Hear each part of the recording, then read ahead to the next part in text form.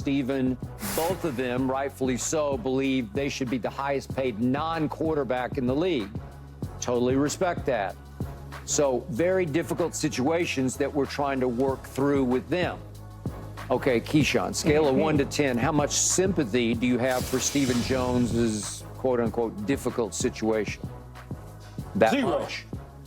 Why would I have any sympathy for an organization that drafted these players, developed these players, and now the checks are coming due?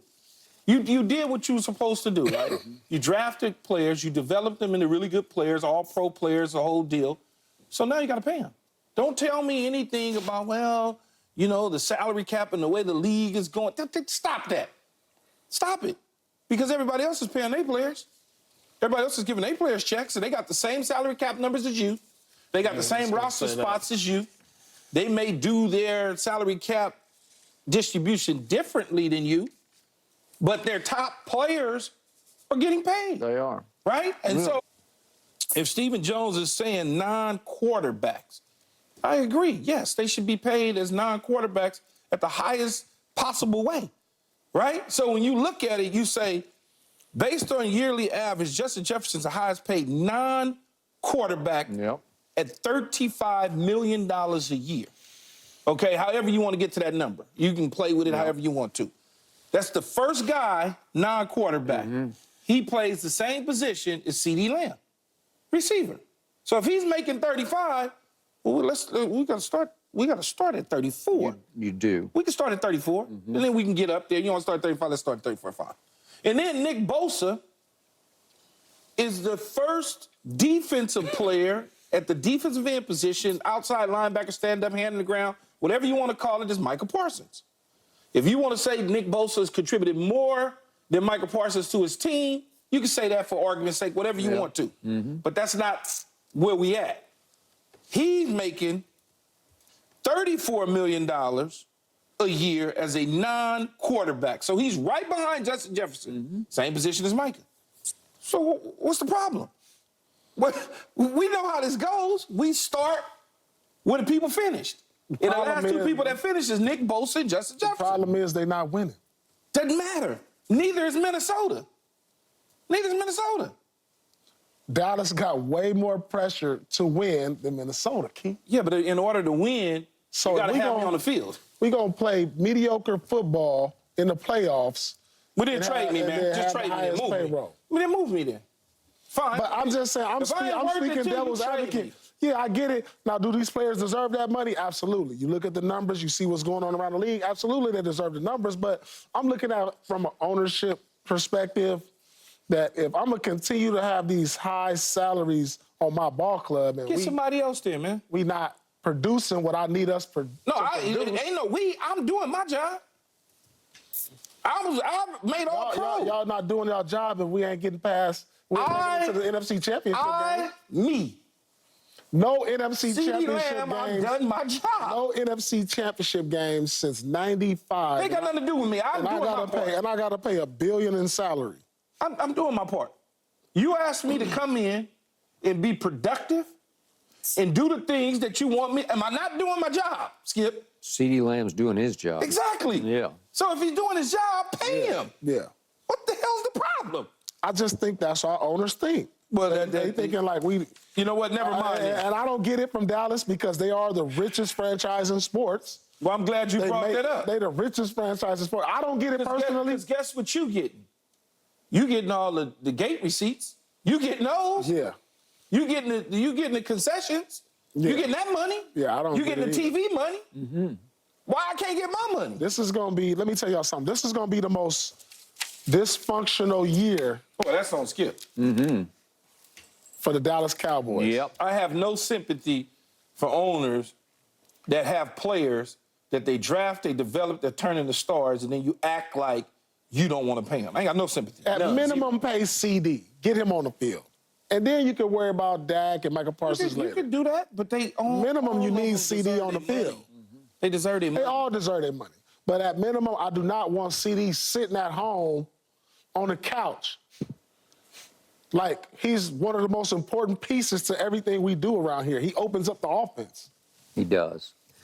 To your point, The Dallas Cowboys are the most valuable team in all of sports, including all those big Euro soccer juggernauts and the Yankees and the Dodgers and the Lakers and the Celtics.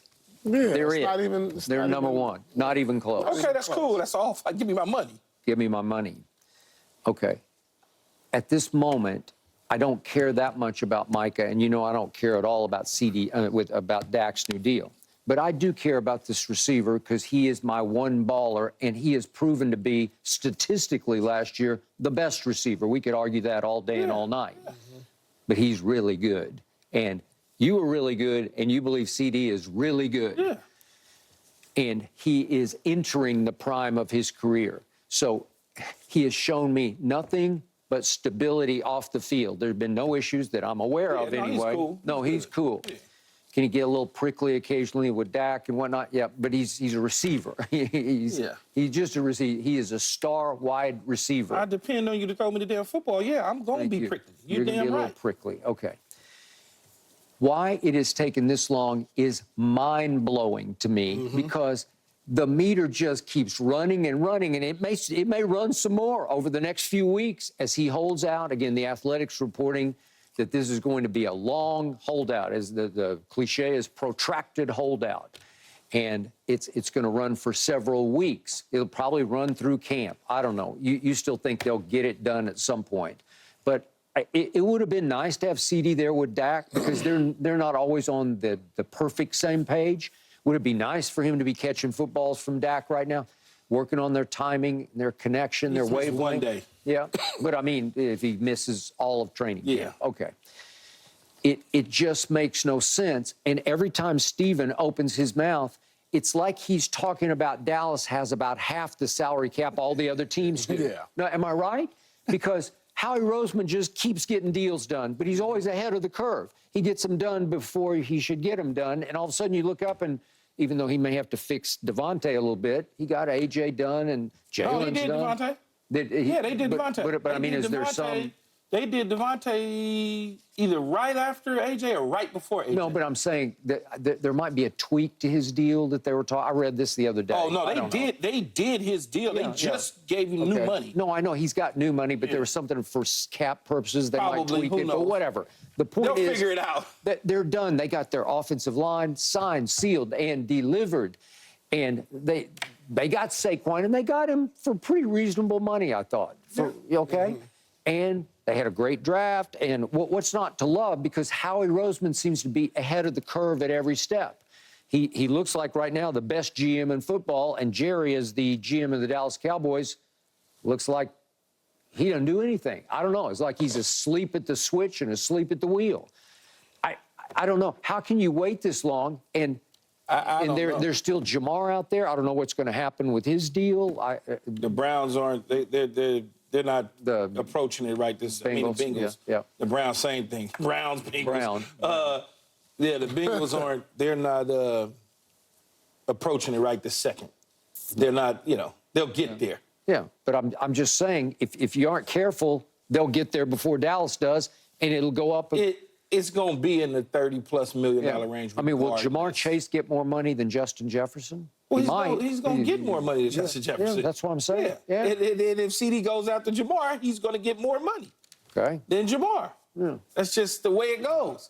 It's a pecking order, but at the end of the day, CeeDee Lamb's number isn't going to be less than Justin Jefferson's. It's just not. Now, again, it's average. We can play with the averages however we want to. We can add more years on it, however you want to. The real money is in the first 3 to 4 years of the deal. What's the real money? Yeah. That's all that matters. But for Steven to say it's a difficult situation, no, it's actually a great situation because they're really good. And the point is, when you grow them and they're really good, then you have to pay them because everybody has to pay them. Right. But all the rest of the 49ers, are they not taking care of business? I know they got Trent Williams, but they will. Yeah, they know Trent. They're going to get to Trent. Right. They'll get there. But didn't they do what they needed to do with Christian McCaffrey? Yeah, they took care of Christian McCaffrey, as I told y'all during the season, he'll get a new deal. And he wind up getting one. As soon as the season was over with, they figured out how to get it down before training camp. And you just brought up, did they not take care of Nick Bosa? They did. They take care of Nick Bosa. They got some other guys who got to take care of Brock Purdy and pay him $300-something million in the offseason, and he'll be eligible for it, and he'll get it. And I think CeeDee Lamb will get his before Micah Parsons, and then I don't know what they're going to do with Dak. But CeeDee will get it. They just, you know, they want to play negotiation games, but it ain't helping them. They over there, Dallas Cowboys over there like, look, take care of us. Dallas Cowboys, take care of us by getting us to an NFC Championship game, and we'll take care of you. But I'm not doing that, though, if I'm CeeDee Lamb. No, not CeeDee. I'm not doing that. Not CeeDee. Y'all can go talk to somebody Jerry and Stephen, it's like difficult situation. Difficult. What's the other word? Ambiguous. Ambiguity. Ambiguity. All these words they use. Like, come on. Like they try to confuse us with these. No, but Jerry and them like to negotiate. That's just what they like to do. He does love to do that. They like to negotiate. Yeah. At the end of the day, CeeDee Lamb will get his money. I don't like him sitting out. They should. It's not a hard deal to do. It's just not. Because the blueprint is right there. He's just cutting. The blueprint is right there.